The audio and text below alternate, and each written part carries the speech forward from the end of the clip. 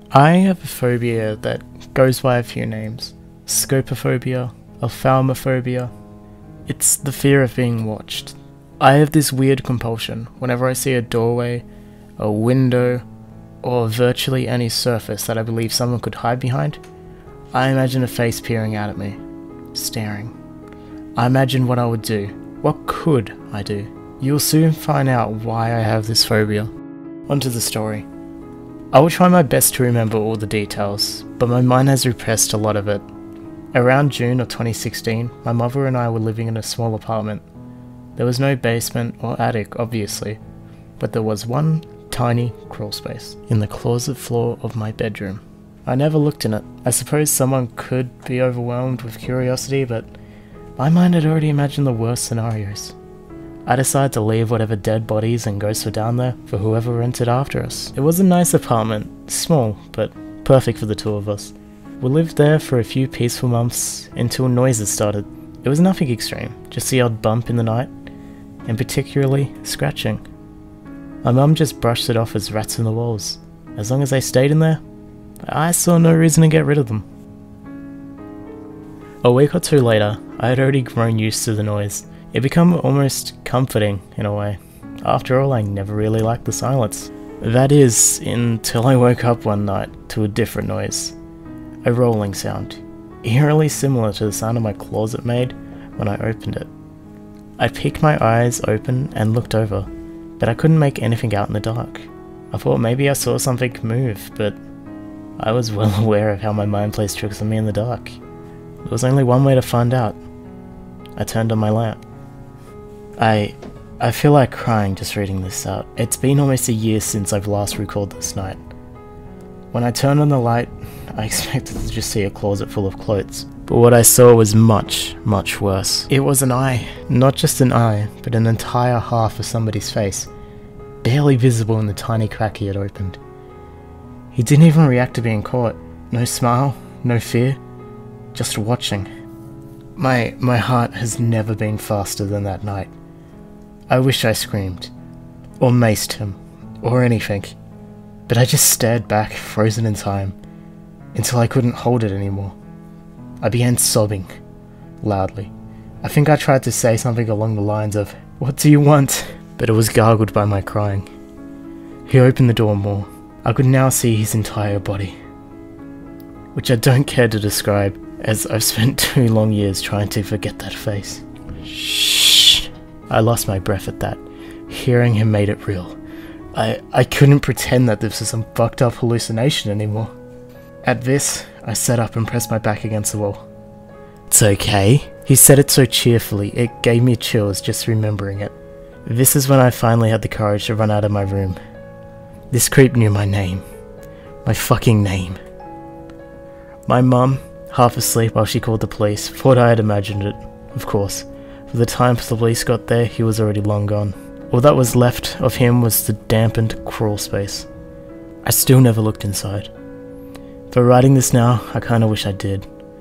Having some sort of proof of this, I don't know, maybe it would comfort me? Because at least you guys would know I'm not crazy. Apparently, he had been living in there. For how long? I don't know. But the officers who first arrived on the scene said that there were tally marks inside the crawl space. I didn't want to know how many. I didn't want to know whether he was marking days or weeks.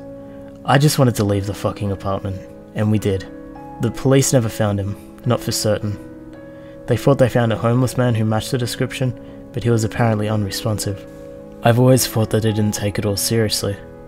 They just thought he was a squatter, even after I told them he knew my name. They thought that given how long it seemingly been squatting, that he had probably heard my name through the floorboards. Since that night, he has been the face I've always seen whenever I open a door or closet. It's grown more distorted as time goes on.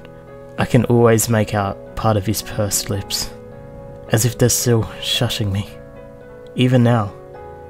It's gotten easier with time, but I don't think it will ever leave me completely.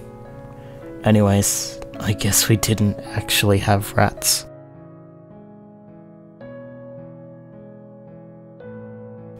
This whole story happened in the summer of 2005, when I was about 14 years old.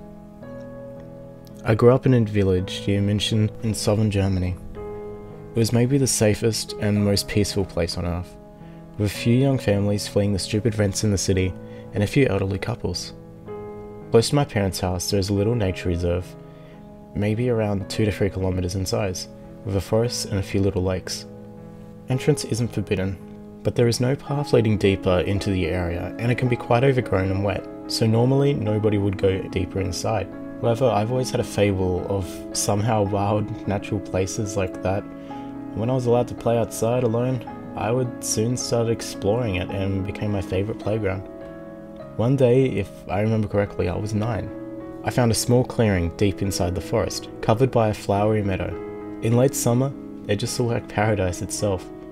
Over the next years, I came there whenever I wanted to be alone, when I needed time to read, dream, draw, and when I grew up, also sunbathe and other stuff.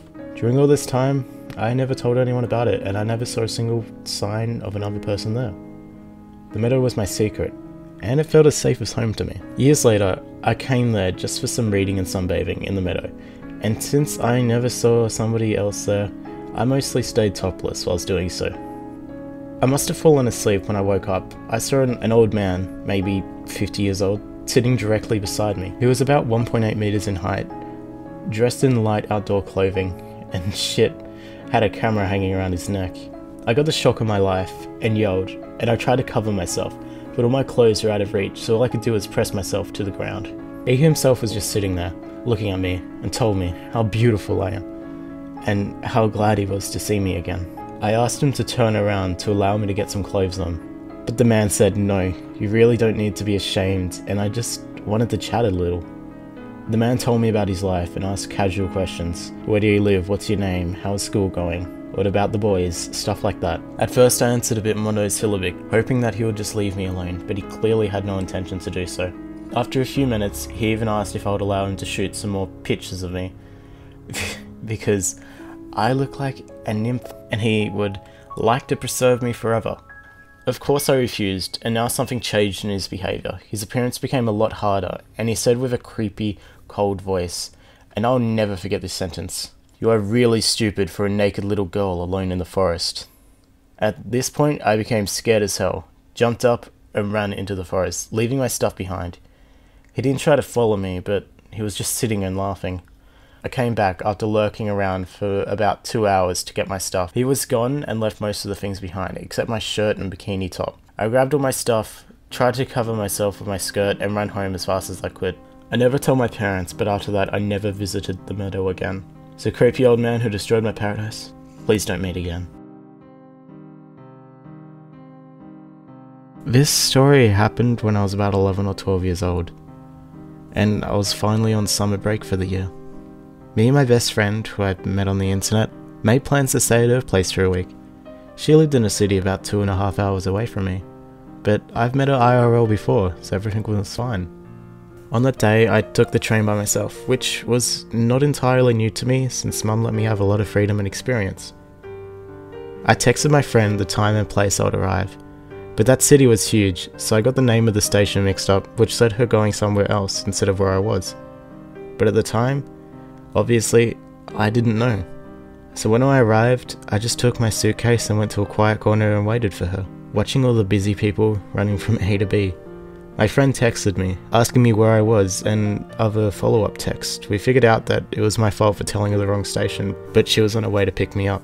After waiting for a few minutes, a man in his 30s accidentally bumped into me, even though I was standing still.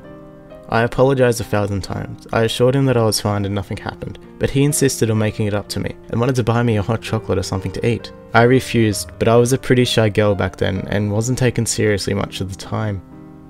He seemed pretty frustrated at this point and decided to just grab my hand and try to drag me with him. And only then I realized what his intentions were, and I felt super scared. No one else around me seemed to notice what was going on. But like a miracle, my friend just arrived on time. She came straight up to me, was calling her name, which made the guy realize I wasn't alone, so he took off as fast as he could without saying anything. So let's not meet again, creep from the train station. So I'm just going to preface this story by saying I was the creepy part involved. I was in a small forest near my house one night at around 1 AM on a winter night. The reason for this was because I was practicing meditation and sometimes like going out into nature during these sessions. I sat under a tree, the place was deserted when I got there, and just calmly melted into the environment. I managed to get into a pretty deep state, so everything was sort of dreamlike. About halfway into it, these two young girls, likely teenagers, come in and were getting drunk, high, and were giggling and tipsy. They sat down nearly 20 feet from me, facing away, chatting, totally unaware of my presence, and then one of them noticed me and freaked out. Whoa, what is that? Did you see that? She said to a friend. The other one noticed me and shrieked. My response was in a monotonous drone. Don't worry, I am human too. I was in a particularly deep state at the time, so I didn't really think about how it sounded until afterwards. One of them responded, kind of stuttering and asking what I was doing. I explained that I was meditating and they didn't need to worry about me, and they could proceed with the drinking. Needless to say, they laughed it off nervously and then quickly made an excuse to leave. So I just want to say, I enjoy doing these, so I want to do these more. That's why I've uploaded this 2 days in a row. This won't be like a daily upload thing. I will be going back to some different subreddits. I just enjoy this. This is quite fun to do, and it's quite creepy as well. But I just want to take my time to say thank you guys for the support, as always. I do have a Patreon, so if you guys want to help me out, that is the best way to do it. Also, music is in the description if you're wondering what I was using. A lot of it's from Silent Hill games, because creepy. But yeah, that's it. Cheers for watching, guys, and have a nice day.